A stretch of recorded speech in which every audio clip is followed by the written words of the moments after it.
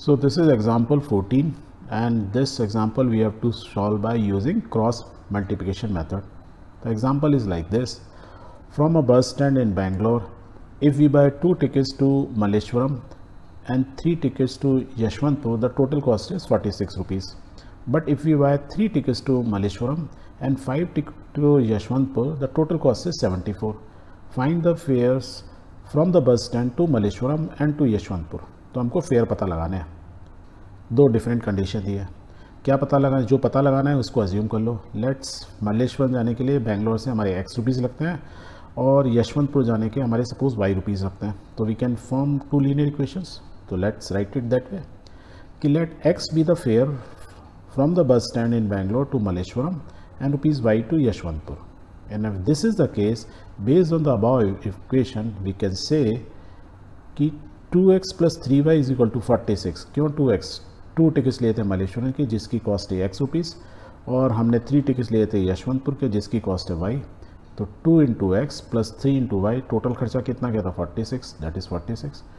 और ये जो इक्वेशन है, क्योंकि हम क्रॉस मल्टीप्लिकेशन मेथड से सॉल्व कर रहे हैं तो क्या करना होता है, हमको फर्स्ट स्टेप स्टैंडर्डाइज करना था. स्टैंड क्या किया, 46 को लेफ्ट में ले गए क्योंकि राइट में हमको 0 चाहिए. तो we have first standard equation. Okay, based on the second we can have the same way. 3x plus 5y is equal to 74. Y 3 ticket Malleshwaram के, 5 यशवंतपुर के, टोटल खर्चा 74 रुपीज़. इसको भी हमने स्टैंडर्डाइज किया, 74 को लेफ्ट में ले गए so that we will have 0 on the right hand side. तो both equations now in the standard form.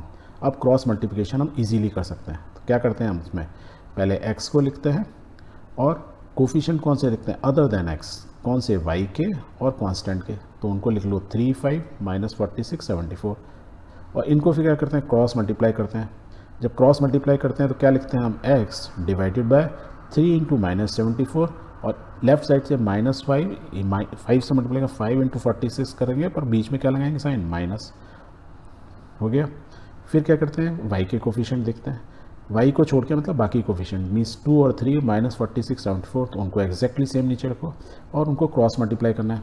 और क्या लिखना है, हमको ध्यान रखना है, हम लिखेंगे y जब नीचे लिखेंगे क्या लिखेंगे, minus y divide by 2 into minus 74 और माइनस करेंगे 3 into minus 46. That is what we have written. या 46 इंटू 3 एक ही मतलब है, कैसे भी लिखो. ओके. थर्ड केस में क्या होता है, कांस्टेंट. तो हम क्या लिखते थे 1, बाकी क्या कांस्टेंट के जो कोफिशिएंट बचे अदर देन कांस्टेंट 2, 3, 3, 5. तो इनको ऐसे ही लिख दो 2, 3, 3, 5.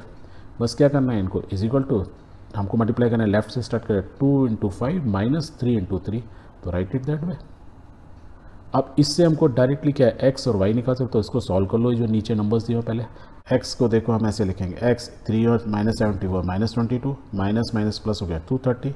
सेम माइनस y तो माइनस y रहा, माइनस 74 इंटू 2 माइनस 148. ये माइनस माइनस प्लस हो गया 138.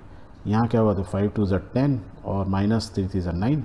इसको फर्दर और सॉल्व करो तो यहाँ क्या हो जाएगा, x divide by we can write 8 minus y और माइनस में ही आएगा माइनस 10 तो प्लस हो गया. तो y माइनस माइनस कट गए तो y अपॉन 10 और ये क्या हुआ 1/1.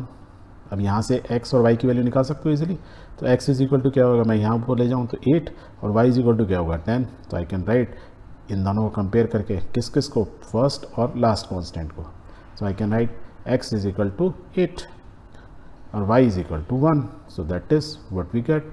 क्या x था हमारा, x इज द कॉस्ट और the fare to Malleshwaram and y is the fare to Yeshwantpur. तो हमने आंसर देखो क्रॉस मल्टीप्लिकेशन से निकाल लिया. So this is the way we solve the problems. So hence we will write, hence the fare from the bus stand in Bangalore to Malleshwaram is 8 and fare to Yeshwanthpur is ₹10. ये आपको ज़रूर लिखना होगा. ये इसलिए लिखना होगा क्योंकि यदि आप ये नहीं लिखोगे तो आपका आंसर कंप्लीट नहीं माना जाएगा. मैडम आपके हाफ मार्क्स काट सकती. ठीक है, वेरी गुड.